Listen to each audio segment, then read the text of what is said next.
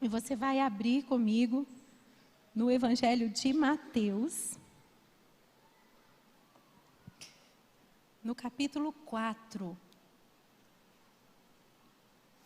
Peguei uma Bíblia emprestada do meu pai, porque ele disse que aqui no telão aparece a revista e atualizada, que é a tradução que ele usa. E do verso 1 ao 11 nós lemos sobre a tentação de Jesus. E começa, nós vamos ler só os primeiros versículos. A seguir, Jesus foi levado pelo Espírito ao deserto para ser tentado pelo diabo. E depois de jejuar 40 dias e 40 noites, teve fome. Então o tentador, aproximando-se, lhe disse: Pai, aqui está a tua palavra.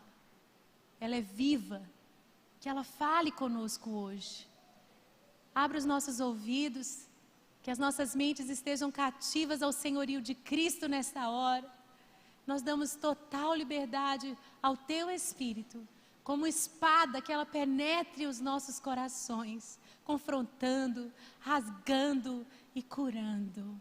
Muito obrigada, Senhor, por me capacitar, porque sem Ti eu nada posso fazer, nem muita coisa, nem pouca coisa, nem coisa alguma. Mas contigo, Deus, eu posso todas as coisas e vou entregar a tua palavra. Amém? Pode se assentar. Pessoal, Jesus foi levado para o deserto. Foi Satanás que chamou Jesus para o deserto? Quem que levou Jesus para o deserto? O próprio Espírito Santo. E às vezes você vê a sua história, a sua jornada com momentos que parecem um deserto, mas não consegue ainda identificar que é a obra de Deus que está acontecendo na sua vida. Porque o próprio Senhor Jesus passou por essa prova. E nós lemos aqui que 3 foram as áreas de tentação de Jesus. Você pode ter outras perspectivas, mas são essas 3 que eu quero apresentar a vocês. A primeira tentação, e no final nós vamos entender qual era o segredo de Jesus, como é que ele venceu essas tentações no deserto. A primeira tentação foi a tentação da necessidade. A necessidade veio depois dos 40 dias sem comer, sem beber. E o que é que está escrito que Jesus teve? Fome.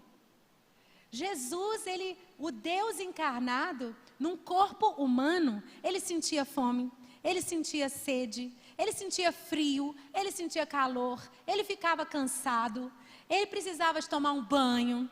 Jesus, o próprio Deus Criador, ele se limitou para se identificar comigo e com você. Ele sabe do que é padecer. Inclusive está escrito que ele foi tentado em todas as coisas, mas sem pecar. E Jesus aqui sentiu fome, uma necessidade legítima. Quando nós estamos fragilizados, quando nós estamos num momento em que as necessidades mais básicas e mais normais, naturais da nossa condição humana se manifestam, pode saber que o tentador vai se aproximar. Satanás não se aproximou no dia 1, no dia 10, no dia 15. Ele se aproximou quando Jesus teve fome. E nós continuamos lendo, ele disse: se és filho de Deus, manda que estas pedras se transformem em pães. Jesus, porém, respondeu: está escrito, não só de pão viverá o homem, mas de toda palavra que procede da boca de Deus. Sabe, às vezes a gente confunde tentação com pecado. Mas quantos solteiros estão aqui? Você não pode ainda saciar a sua fome sexual, né? Esse corpo lindo, esse corpo saudável, está cheio de hormônios, né? Preparado para a reprodução, mas você tem que ficar contendo essa fome. Você tem que ficar contendo esse apetite. E eu estou com fome, e é nessa hora que o tentador se aproxima. Eu me lembro quando eu ainda era solteira, né? E é muito interessante, tem um versículo em Cantares, eu gosto muito, que diz assim, olha, não despertem, ó filhas de Sião, não despertem o amor até que ele os chame. Por quê? Porque às vezes quando a gente não se expõe a algumas coisas, não experimenta algumas coisas, a gente ainda não conhece, é como se aquele apetite ficasse adormecido. Mas olha, eu vou te falar, se você ficar vendo o que te excita, se você ficar conversando coisa que te faz a imaginação voar, se você começar a se defraudar com o namorado, com a namorada, né? Hoje em dia, infelizmente, as pessoas, né? Na época da minha avó, era de um jeito. Na minha época que surgiu o tal do ficar, que era beijar, se abraçar sem um compromisso. Gente, cada ano que passa o negócio está tão pior que você não precisa nem... Vocês estão sabendo como é que é hoje, né? E ficar na minha época era um beijinho, gente. Hoje, entendeu? Então é o seguinte, se você se expor a essas coisas, você vai se tiçando, você vai... Está escrito, não deis lugar ao diabo. Não deis lugar ao diabo. É um tal de achar, não, eu posso assistir qualquer filme, eu posso ouvir qualquer música, pois você é prova, e eu não preciso te convencer, de que aquilo que você ouve, aquilo que você vê, mexe com os seus sentidos. Então, se você tem que adormecer esse apetite, é melhor, meu filho, é melhor, minha filha, você parar de se colocar nessas enrascadas. Parar de ir nos lugares que não deve, parar, quebrar esse relacionamento. É fogo, é fogo, é fogo, é fogo, é fogo, mas não é do Espírito Santo. Parou. Ó, acabou. Quando a gente puder casar, gosto muito de você, a gente volta a se falar.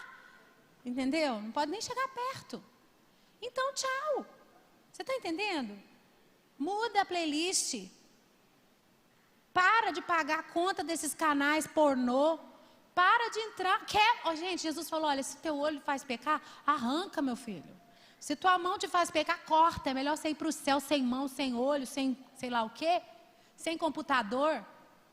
Sem celular. O que é que você precisa quebrar, destruir na tua vida? Sem carteirinha daquele clube. Eu não sei o que é. Mas arranca o que for preciso da sua vida. Mas não ceda ao seu apetite. Porque o tentador vem nas nossas necessidades básicas para nos fazer pecar.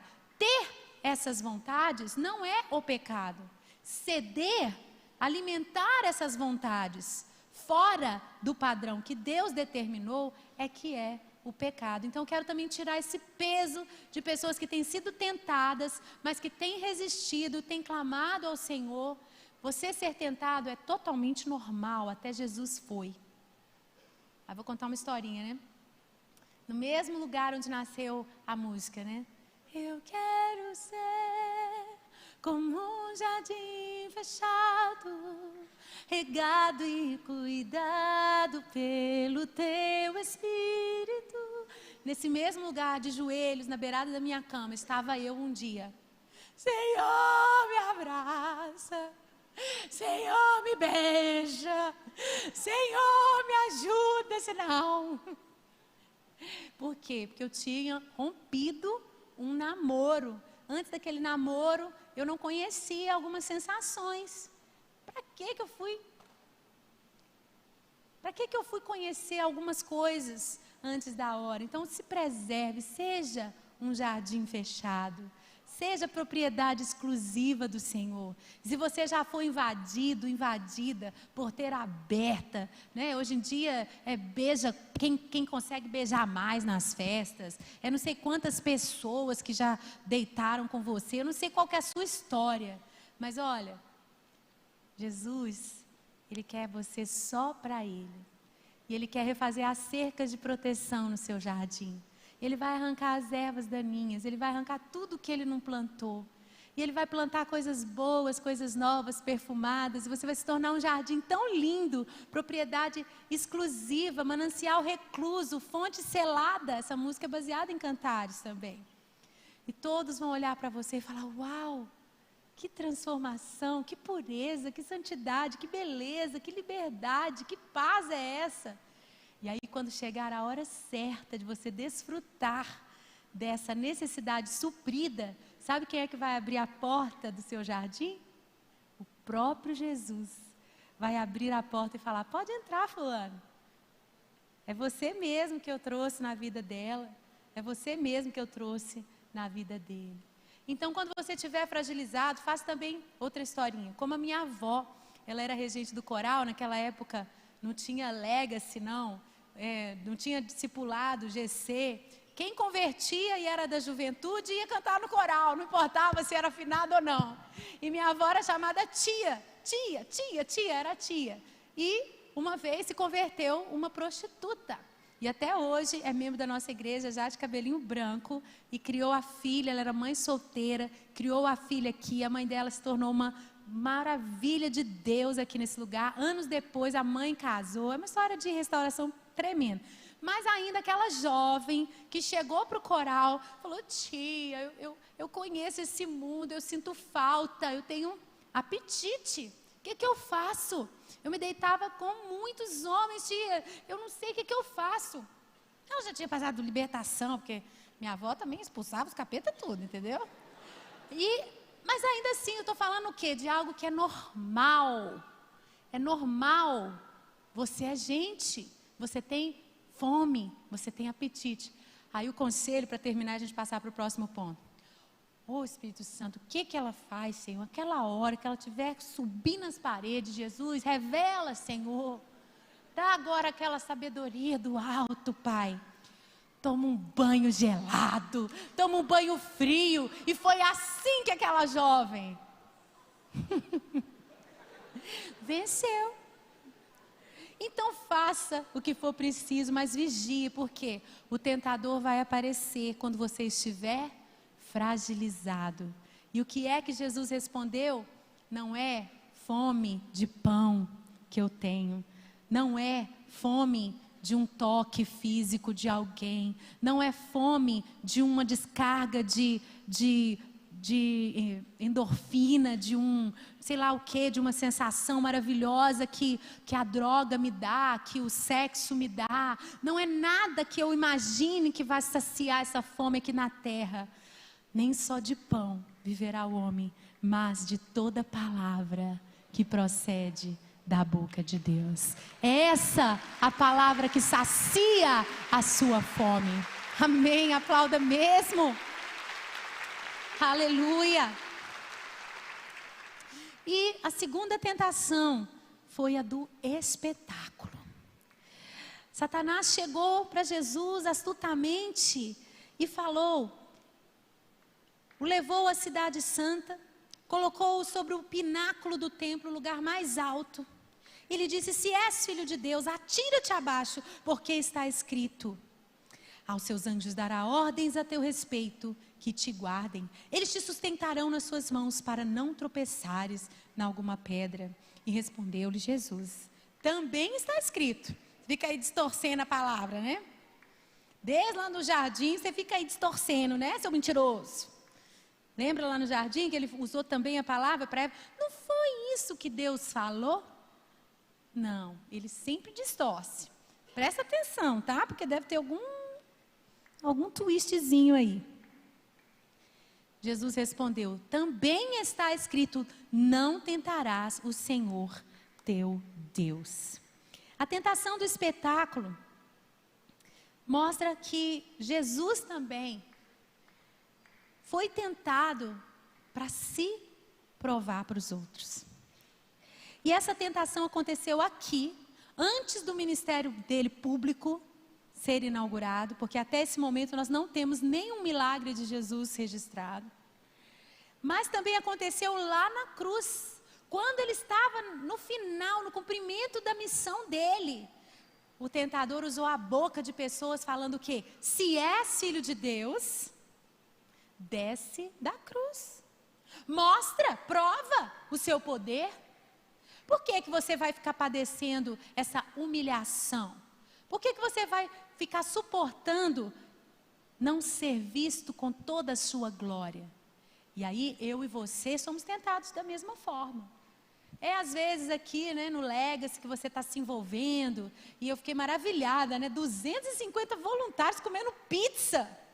Está quase do tamanho da maioria das igrejas ao redor do mundo, que tem uma média de 200 pessoas. Já passou o tamanho de uma igreja, só de voluntário. Que coisa. Vamos aplaudir o Senhor por isso, que coisa linda. Uau! Uau!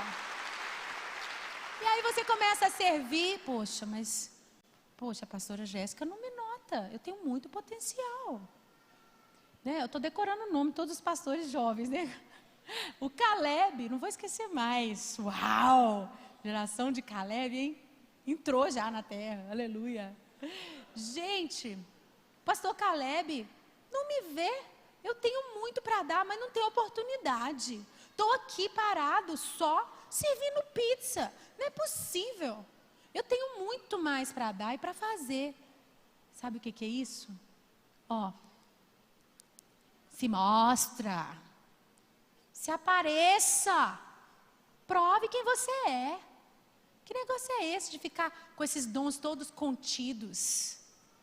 E ele começa a sussurrar injustiça, quando na verdade você está passando por uma prova. E se você quiser ser aprovado para passar para a próxima fase, você está entendendo? É melhor você não se justificar e não se provar para ninguém. É para ficar quietinho? Vou ficar. É para não me justificar? Não vou. Estão me julgando mal? Estão me entendendo mal? Estão pensando menos de mim? Não sou eu que vou provar quem eu sou. É na hora certa. Jesus, ele é esse maior exemplo para nós. Está escrito que ele desceu da sua glória, deixou a sua glória, se humilhou, se tornou servo. E então, a maior de todas as humilhações ali na cruz fez com que ele fosse, agora sim, exaltado à direita de Deus Pai, com o nome acima de todo nome. Aquele que se humilha vai ser exaltado. Agora, aquele que a si mesmo se exalta, vai ser humilhado. Você não tem que provar nada para ninguém. Tem gente que até numa conversa, num bate-papo, né? Aí a minha outra historinha aqui, eu era assim, né? Eu sou muito faladeira. E aí conversa. E aí quando eu era assim, adolescente, eu comecei a perceber o Espírito Santo me chamar a atenção. E eu sei que tem pessoas aqui que vão se identificar. Se a pessoa começava a contar um caso, eu tinha que ter um outro caso, mais importante, mais, sei lá, extraordinário do que aquele que eu estava ouvindo. E eu não conseguia me conter. Até mentira eu contava. E aí o Espírito Santo foi me ensinando. E ele foi me ensinando a me conter, a me deixar nos bastidores. Você não precisava estar nos holofotes todo o tempo. E ele continua trabalhando. Ele continua fazendo. Há pouco tempo eu fiz uma live, quando a gente estava começando a construir, a gerar esse projeto do DT19. E diante de milhares de pessoas, né, eu compartilhei como que eu estava me sentindo tão incapaz. E por causa de uma desconstrução muito grande na minha identidade, eu não estava acreditando mais nas minhas composições. Não estava acreditando mais nem que o corpo de Cristo precisasse de mim. E as pessoas que são, não vou chamar assim de seguidores simplesmente, mas o rebanho, porque como influenciadores, como pessoas que o Senhor levanta, dá-nos uma plataforma, nós temos um rebanho que ouve a nossa voz. Então ali o meu rebanho, participando daquela live, começou a falar: Ana, mas nós queremos as suas músicas. Não põe muita versão, não, Ana, nós queremos as suas músicas, nós queremos as suas músicas. Parece que o amor deles começou a penetrar assim no meu coração e eu desabei. Diante de tanta gente, e me expus, e fui vulnerável e contei aquilo. Daí a pouco, gente, começaram a lascar em mim, né?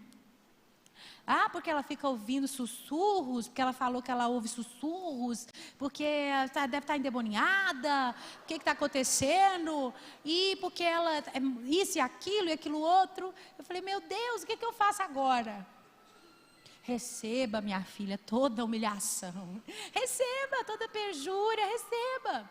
O que vocês acham que eu tinha que fazer? Fazer outra live para me explicar, para me amostrar, para me provar? Tem que provar alguma coisa para alguém?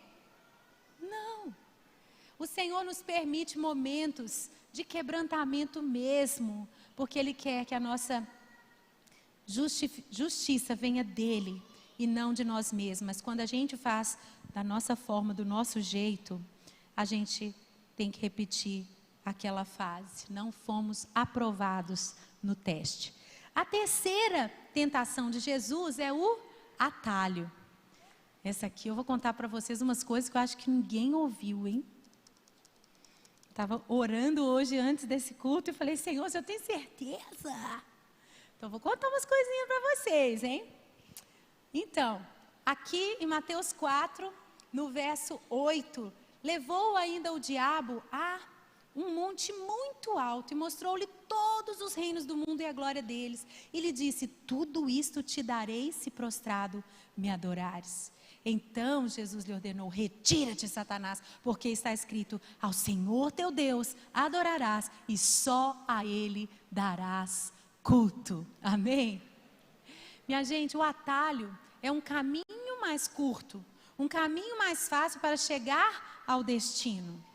Hoje em dia, né, estou dirigindo para todo lado, já contei aqui como que o Espírito Santo me revelou, momento de trauma, me trouxe cura, estou aí toda ousada, para baixo, para cima. Mas eu não sei as ruas de cor, então eu coloco lá no Waze, né? Você pode ter outro aplicativo e você pode escolher a rota. Tem a rota mais rápida, tem a rota mais devagar, tem os caminhos para você escolher. E eu quero te dizer, Deus tem só um caminho para você. Deus só tem uma rota. E o nome desse caminho qual é? Jesus.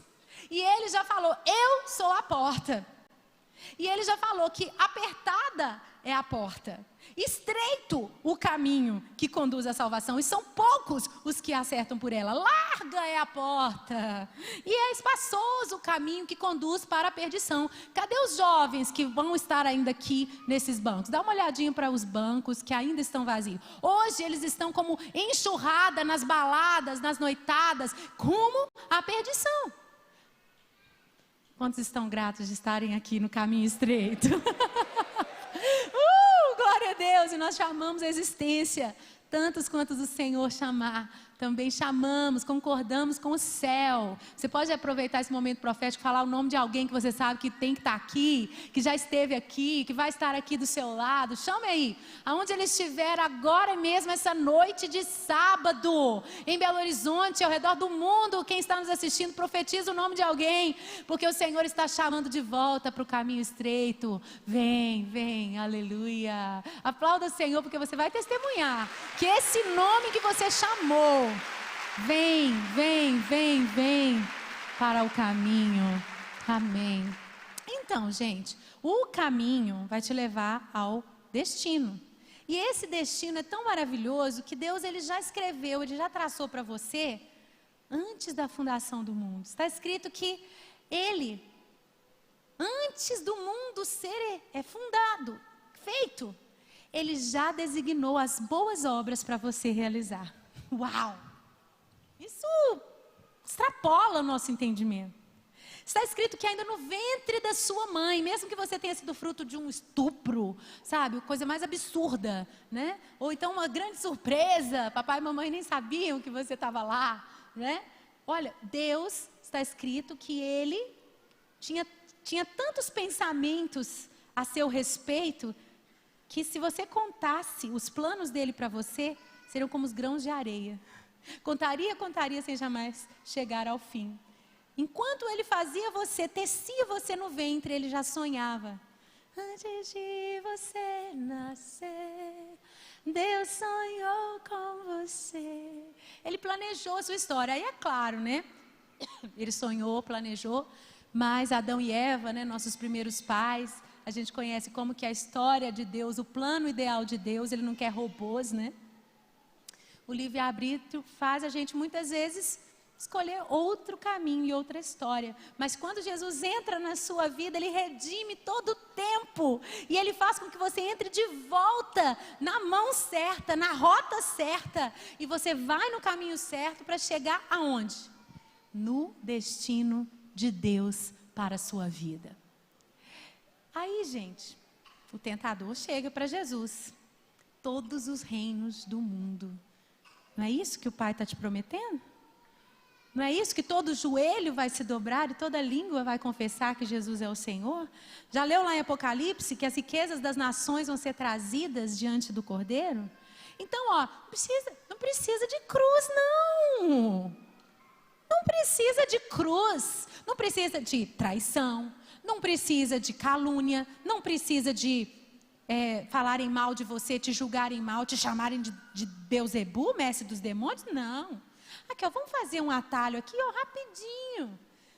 Se prostrado me adorares, pronto, já chega no destino. Vamos comparar aqui? Quantos cantores talentosíssimos a gente conhece lá nos Estados Unidos mesmo, que é uma cultura de tradição protestante, cantavam na igreja.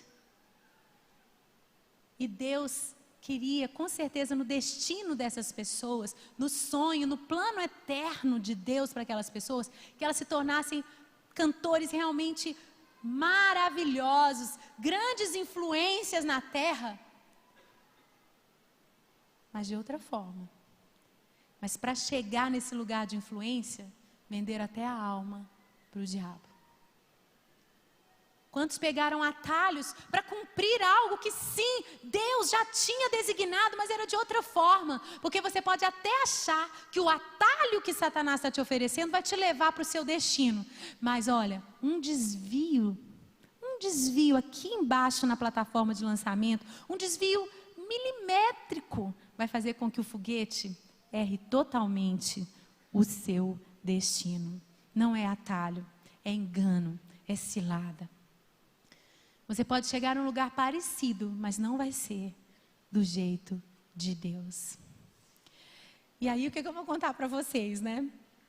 Pensei, legacy, juventude, né? Vou contar coisas que vocês gostam de ouvir, né? Vocês já sabem, né? Solteiros. Gente, quando... Vamos lá, prepara. Não precisava nem de blush hoje. Ia ficar vermelho mesmo. Então, gente, esses dias é que eu fui, sabe, pensar nisso, caiu a minha ficha, eu fiquei tão maravilhada, que os Estados Unidos da América, como catalisadores, o pastor Ryan, que inclusive é americano, né? Parece que precisava de um americano abrir essa porta com essa chave de autoridade para mim. Lá no sul da Flórida, estava no destino de Deus para mim. Falei, gente, é verdade, eu ia parar aqui de todo jeito. Eu ia parar nessa nação de todo jeito. Ainda bem que eu vim do seu jeito é melhor. Porque quando eu comecei, gente, a namorar, né? Comecei a conhecer alguns rapazes, entrar em alguns relacionamentos. Graças a Deus, né? Só teve um, assim, bem, sabe? Não vou falar muito. Mas, assim, graças a Deus tive bons amigos, que naquela época você conseguia namorar sendo amigo. Tá bom? 43, entendeu? Então, eu tive bons amigos na igreja, rapazes muito jóias. Eu fiquei noiva de um rapaz no seminário, lá nos Estados Unidos. E quando ele começou assim, a aproximar de mim, eu não gostava muito dele, não. Ele era um bom amigo. Mas ele ficava insistindo, e todo mundo ficava insistindo, por causa disso, os dons dele, e ele, nossa, ele vai ser um pastorzão, e ele tocava, e ele cantava, e ele compunha, e a tampa do balaio, já ouviu essa palavra? Não sei, né? A tampa da panela, e não sei o quê. E eu sei, gente, que um dia ele chega com um ticket para o Brasil, comprou a passagem de avião. Eu tenho um chamado para o Brasil, eu tenho um chamado missionário para o Brasil. Aí nesse dia eu falei, tá bom, então vamos namorar. E entrei naquele relacionamento e a gente foi, namoro foi bem legal, foi bom. Ele veio para o Brasil comigo, todo mundo aqui se encantou. E não tinha nenhum músico, não tinha nenhum cantor com aquele nível de talento, porque eu não sei, gente, ou terra fértil para talento, né? Mas aqui também não está ficando para trás não, viu? Fico assistindo essa Lagoinha Next, sei lá como é que chama, One, Lagoinha One. Falo, gente... Que isso? O que está brotando nessa nova geração? Sem limites? Eu vejo os pregadores novos, né? Muitos que eu nem sabia todos os nomes. Eu falo, gente, mas esse povo é bom demais. Então, gente, voltando atrás. Cheguei aqui, ele arrasou, né? vou falar uma coisa também que vai denunciar a minha idade. Era o bonitão da Balachita, né? Era o máximo, né? E aí, gente, o meu pai mesmo falou, vamos fazer esse noivado. O que eu estou querendo dizer para vocês? Ele era um americano. E eu fiquei vendo assim ao longo da minha história, né, gente? Eu quase casei com esse rapaz. Quando ele, dentro do choque cultural, decidiu voltar para os Estados Unidos, aí foi sentar com o pastor Márcio e falar para ele, olha pastor, nós decidimos que a gente vai casar e vai voltar para os Estados Unidos da América. Aí o pastor falou, e qual que é o plano de vocês? Eu vou fazer o seguinte, eu vou voltar para a faculdade, a Ana vai trabalhar de garçonete e ela vai ajudar a pagar minha faculdade. E a minha mãe vai dar um dinheiro para a gente pagar o aluguel do apartamento no campus, que deve dar assim, uns $500, dá para a gente viver. E, gente, eu não tenho nada contra garçonete, pelo contrário. Mas, quem está de blusa vermelha aí, dá uma olhada se tem alguém de blusa vermelha. Foi a primeira e única vez que o pastor Márcio ficou dessa cor. Ele falou assim, olha, lá na sua cultura, eu tenho certeza que é muito comum para os jovens fazerem isso, né? Mas na minha cultura, a minha filha não vai trabalhar para pagar a sua faculdade, não vai morar de favor da sua mãe num campus da universidade. E foi falando que na nossa cultura era diferente. E se ela engravidar? Ela não vai poder chegar na vez dela ir para a faculdade. Eu sei, gente, que acabou. Passou o tempo e tal. Eu tive um momento muito frágil, que quando esse noivado acabou, eu já tinha construído um castelinho de areia, né, de sonhos, de planos. Eu sou muito dócil, muito submissa. Quando meu próprio pai nos recomendou o noivado, eu entrei ainda mais nos planos de alinhar minha vida com aquele rapaz, né, de me tornar under his mission, submission, debaixo da missão dele. Então, quando terminou, fiquei assim um tempo meio perdida. E naquele tempo, o tentador se aproximou. Uma pessoa que era muito respeitada por mim, que eu não posso dar muita dica quem ela é, não. Ela daqui da igreja mesmo me chamou e falou assim, o quê? Olha aí a distorção da palavra do, foi isso que Deus disse? Né? Usando a própria palavra. Eu te conheço desde criança, você tem um chamado missionário. Agora você vai ficar presa no Brasil sem ganhar dólar. Agora seu passaporte vai ser verde o resto da vida. Se você casasse com um americano, você ia poder ir para os confins da terra. Pois olha isso, gente, o senso de humor de Deus. Abre parênteses. Passaporte brasileiro hoje é um dos mais roubados no mundo, porque a gente entra como missionário em qualquer lugar, os americanos não entram não. Mas naquele dia, Satanás, o tentador, sutilmente trouxe um argumento até espiritual para distorcer. E ele falou na boca daquela pessoa, né? Você está enterrando o seu chamado. E o pior, olha para mim. Casei com um homem que me prende aqui, não tem chamado missionário. Estou frustrada. E começou a falar. Naquele dia, eu voltei para casa e apesar de muito triste, de muito desfeita como eu estava depois daquele término, eu estava em paz, porque a obediência, ela traz a bênção, não é? E a desobediência, a rebelião, está escrito que a rebelião é como pecado de feitiçaria. Ao invés do Espírito Santo, ela atrai o quê? Demônios, tormento.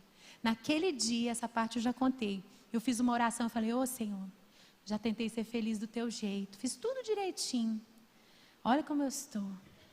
Pois agora eu vou fazer do meu jeito. Gente, apareceu, viu? Uma pessoa. E a rebelião causou muito rápido um estrago muito grande na minha vida. Sabe onde que eu estou querendo chegar? Um dos planos dele. É isso que eu nunca contei. E que o Espírito Santo foi me lembrar esses dias para trás. Eu falei, gente do céu. Vamos fugir. Vamos fugir. Papai, mamãe, estou contando ao vivo aqui na Rede Super. Eu tenho um amigo que lava pratos lá em Nova York, já conseguiu um emprego pra gente. Gente, eu ia parar lá nos Estados Unidos de qualquer jeito. Eu ia ser, sei lá o que eu ia ser, uma cantora, porque o canto estava no projeto de Deus para a minha vida, mas que tipo de cantora que eu ia ser? Eu acho que eu ia estar num bar. Alguma coisa eu ia fazer com canto. Gente, o que eu quero dizer, louvado seja o Senhor, leia o meu livro, vai lá no YouTube, ouve o resto desse testemunho.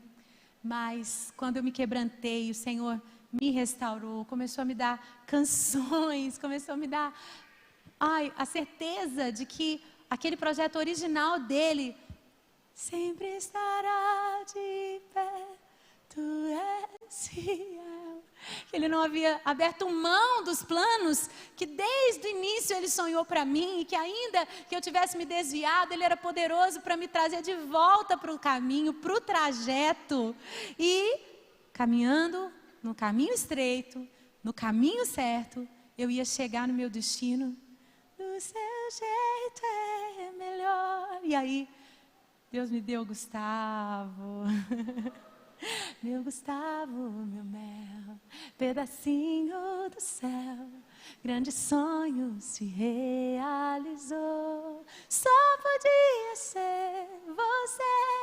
Olha, gente, estou dando a vontade em vocês, tá? Vontade por santidade, vontade pelo jeito de Deus, vontade de esperar a hora certa, vontade do jeito de Deus, da forma de Deus. Anos se passam, nós estamos aqui servindo na Lagoinha Matriz, braço direito. Minha mãe e meu pai chamam ele de filhão, eles ganharam o filhão. Pode voltar amanhã às 10 da manhã, porque o melhor pregador das galáxias vai pregar aqui amanhã. Não é o meu pai, que top. Já sabe, né? Gustavão. Gente, Deus não tinha nenhum outro. E não há outro, e não há outro. A Zenete falou assim, esse negócio que você está cantando para Jesus, não acredito que dono do meu coração, você cantou para Jesus. Confessa. Falei, mais ou menos mesmo, né? Tu és o dono. Gente, eu quero falar para vocês. Como poderíamos imaginar que 14 anos servindo em Lagoinha, Deus iria nos arrancar daqui para sermos missionários numa plataforma global que é os Estados Unidos da América. Estou lá sofrendo para adaptar, para reconstruir a minha identidade ali, e o Espírito Santo me lembra, filha, você ia parar nessa terra de qualquer jeito. Acho que você ia vir como escrava. Mas eu te trouxe livre. E eu te trouxe com tapete vermelho. Eu abri um portão enorme para você chegar aqui nesse lugar.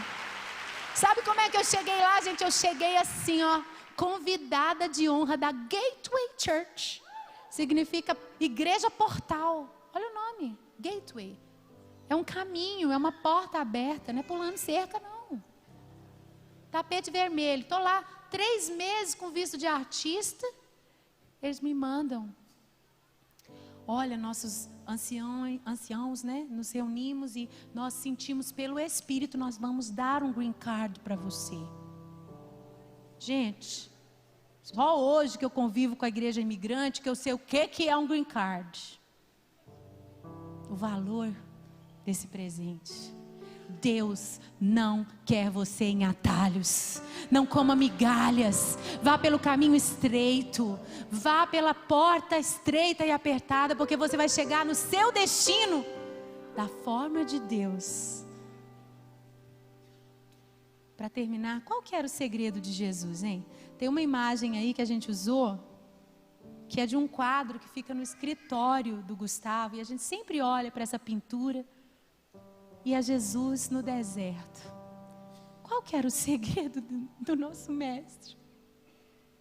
Você é jovem, você está nessa caminhada de construir a sua história. Você precisa saber qual o segredo de Jesus para vencer o tentador. O segredo está no início dessa história. No capítulo 3, o capítulo anterior, conta que Jesus, ele foi obedecer à lei, ele foi para o batismo. João falou: eu não mereço te batizar, você que tem que me batizar. Ele falou assim: não, ele cumpriu toda a lei, ele se humilhou, passou por todo o processo. Está entendendo? E quando ele saiu da água, verso 17, uma voz dos céus dizia: este é o meu filho amado, em quem me comprazo. Fique de pé no seu lugar. O próximo verso diz: a seguir foi Jesus conduzido pelo Espírito ao deserto. O mesmo Espírito que falou que ele era o filho amado, foi o Espírito que o levou para ser tentado. Você só vai suportar a tentação, você só vai vencer a tentação se você ouvir a voz que reafirma que você é filho amado. Tanto que, se a gente puder resumir essas 3 categorias da necessidade, do espetáculo, do atalho e qualquer outra categoria que surgir aí de tentação, todas elas começaram como: se tu és filho de Deus. Se tu és filho de Deus. Feche os seus olhos diante do Espírito e peça: Espírito Santo, me reafirma, fala outra vez quem eu sou, não me deixes esquecer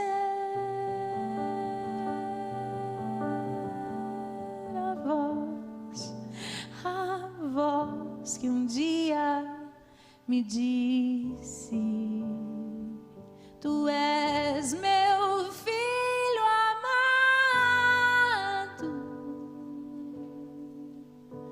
minha filha amada, em quem está todo o meu prazer.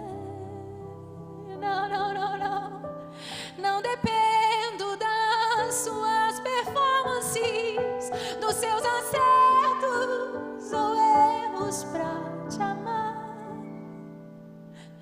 Talvez você não tenha tido um pai terreno para dizer isso, ou uma mãe terrena para te afirmar isso, mas todas as vezes eu falo: Benjamin, por que eu te amo tanto, meu filho? E ele sabe responder. Ele diz: porque eu sou filho.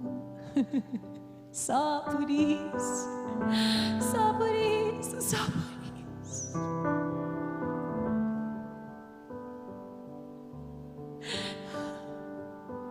Seja na necessidade, Deus, seja na fome, seja na fragilidade da nossa humanidade, Deus, seja na hora de querer provar quem sou, que posso, que sei, seja na tentação de chegar mais rápido. Não, eu só quero me lembrar da tua voz que diz que eu sou filho amado. Essa mesma voz que sustentou Jesus no início do seu ministério, que o acompanhou em todo o tempo, essa comunhão, essa intimidade com o Pai, nas demandas de um ministério tão atarefado. Ele curava todos os doentes de uma cidade.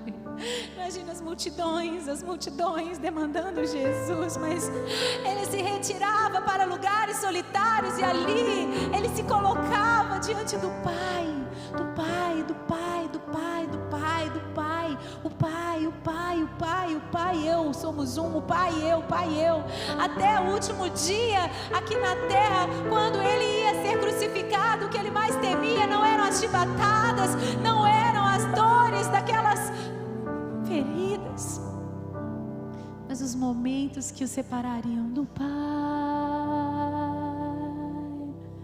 Elohi, Elohi, lama sabachthani. Meu Deus, por que me desamparaste? Porque nem o pai podia olhar para o filho naquela hora.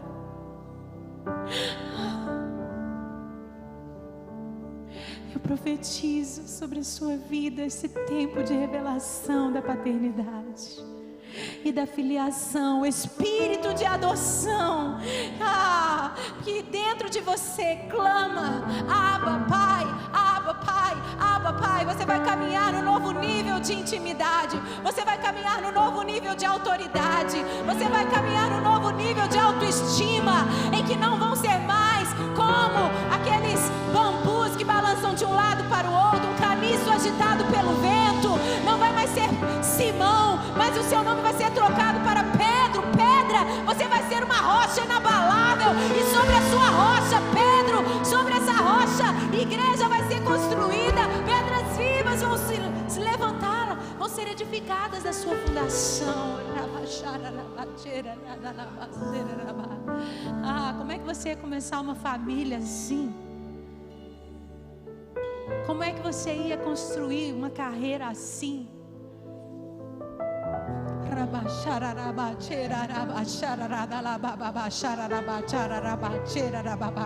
Onde, quão longe você acha que você ia chegar nos seus projetos assim?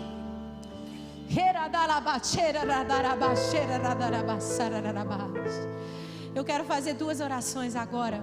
Se você hoje precisa entregar a sua vida para Jesus, está escrito: mas a todos quantos o receberam, deu-lhes o poder de serem feitos filhos de Deus, a saber, os que creem no nome de Jesus. Se você está aqui, mas ainda não deu o primeiro de muitos passos nesse caminho, que é declarar a sua fé em Jesus, está escrito que se com tua boca confessares e no teu coração creres, então serás salvo. Eu quero te dar essa oportunidade. Existe alguém aqui que hoje precisa desta oração de confissão de Jesus como Senhor e Salvador, precisa se tornar filho de Deus, precisa entrar para a família de Deus. Existe alguém aqui? Levante a sua mão diante do Pai nessa hora. Eu abençoo você. Deus te abençoe, jovem. Deus te abençoe. Lá em cima, levante a sua mão diante do Pai, dizendo: eu preciso nascer. Eu preciso nascer em Deus. Eu preciso nascer em Deus. Eu preciso nascer. Levante a sua mão. Eu quero orar por você. Aonde você está? Se você estava desviado do caminho e hoje volta para os braços do Pai, reconhecendo: eu sou filho, mas eu estava longe, pródigo, volta hoje. Levante a sua mão para o Pai. Deus te abençoe. Deus te abençoe. Deus te abençoe. Se alguém está aí do lado dessa pessoa com a mão levantada, pode dar um abraço e falar assim: oh meu brother, oh minha sister, oh meu irmão, oh minha irmã, bem-vindo. E eu quero convidar você para vir aqui na frente. Vamos aplaudir essas pessoas, porque nós vamos orar por elas agora.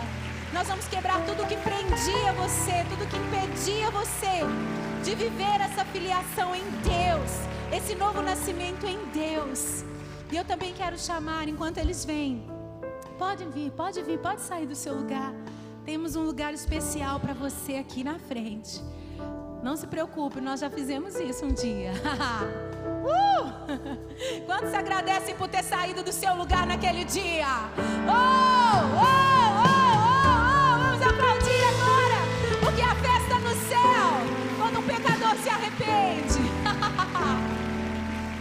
Enquanto eles vêm, eu quero fazer também uma oração por você que estava aí, nessa crise de identidade, e o Pai quer reafirmar você, e estava tudo tão bagunçado na sua vida, mas agora você vai entrar no caminho, vai entrar no rumo, vai entrar no jeito de Deus, na disciplina do Pai. Ele vai corrigir a rota, Ele vai corrigir as coisas. Se você precisa de um conserto hoje com o Pai, pode sair do seu lugar também, pode vir aqui à frente. Venha se ajoelhar, venha chorar as lágrimas de arrependimento, porque a palavra diz que a tristeza segundo Deus nos leva à vida. A tristeza do mundo conduz à morte, mas essa angústia te trouxe ao altar nessa noite. Esse desespero é santo por uma mudança, por satisfação santa. Venha ao altar e em nome de Jesus o Espírito Santo vai te encher de uma forma tão poderosa que qualquer orfandade na sua vida vai dar lugar a esse espírito de adoção. Enquanto a gente canta, venha ao altar, venha ao altar, venha ao altar. Vem ao altar. Vem ao altar.